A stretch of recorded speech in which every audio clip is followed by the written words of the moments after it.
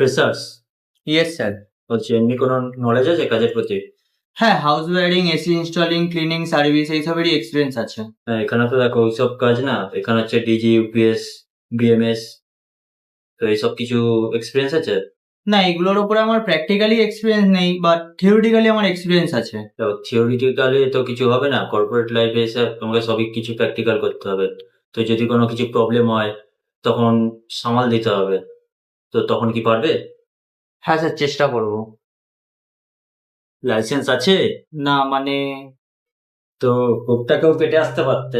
ঠিক আছে, দেখছি, পরে জানাচ্ছি তাহলে কি আপনাকে। আমি বাইরে ওয়েট করব নাকি? না না, আপনার পরের জনকে পাঠিয়ে দিন।